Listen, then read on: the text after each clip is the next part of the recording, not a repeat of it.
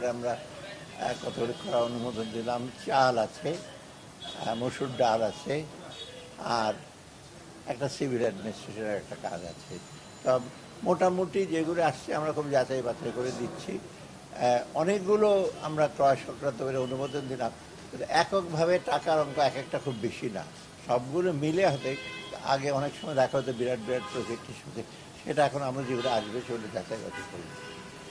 সব শুদ্ধ যেগুলো করলাম, সব সয়াবিন আছে, সয়াবিনও নিয়ে আসে, কারণ কিছুটা বোধহয় সয়াবিন কিছুটা সহনীয় হতে পারে।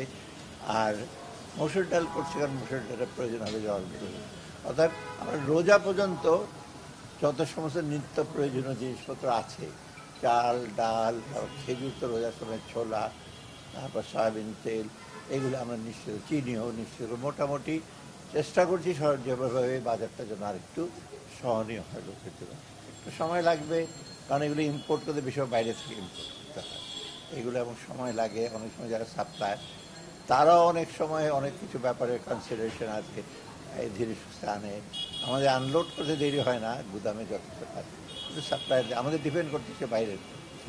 আপনারা হচ্ছে সয়াবিন তেলের দাম লিটারে 8 টাকা বাড়িয়েছেন, এরপরে গত 9 তারিখে এই সিদ্ধান্ত আসে, আজকে 18 তারিখ। এই 9 দিনেও কিন্তু স্যার বাজারে বোতলে সয়াবিন তেল পাওয়া যাচ্ছে না, এবং লুজ যেটা পাওয়া যাচ্ছে সেটা 200 টাকা পর্যন্ত কেজি হিসেবে। এটা বাজারের ব্যাপারটার সাথে আমাদের একটু একটু আমি বলবো গ্যাপ আছে, কারণ আমরা যেটা করি, যেটা বিক্রি করার কথা সেটা, এখানে তো বাজারে অনেক রকম ব্যাপার আছে। যেমন 8 টাকা যখন 12 সেদিনকে, তার পরের দিন কিন্তু অনেক সাপ্লাই পেয়েছে, কারণ ব্যবসায়ীরা যারা যখনই তাদের দাম বাড়াচ্ছে, আর তাদের একটা প্রত্যাশা আছে 8 টাকা বাড়িয়েছি আবার বাড়বে, সেটা আপনারা নিজেরাও জানেন না। এখন যেমন আমরা আজকে সয়াবিনটা ইম্পোর্ট করতে বলছি, আমরা চাচ্ছি যে যত সম্ভব আমাদের দিক থেকে সাপ্লাইটা আসুক, তো ব্যবসায়ীদের কাছে যেন একটু একটা মেসেজ যায় যে দেশে সরবরাহ। এখন এটা যাচ্ছে কি যাচ্ছে সেটা যেন আলাদা ব্যাপার। যে ভোক্তাদের পক্ষ থেকে কিন্তু অভিযোগ হচ্ছে যে বাজারে মনিটরিং হচ্ছে না, যে কারণে বাজারটা শোনেন, বাজারে মনিটরিং যে হচ্ছে তা না,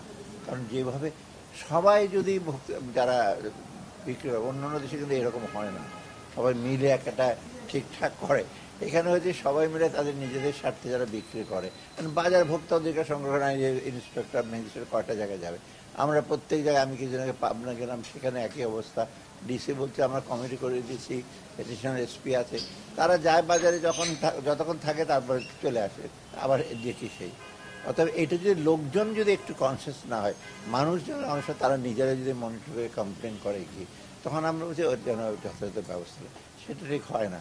আমাদের যেটা হয় কি, লোকজন সহনশক্তি বেশি, কিনে নিয়ে চলে যায়, কিন্তু বাইরে কিন্তু কনজিউমার খুব কনসিয়াস থাকে, কমপ্লেন করে।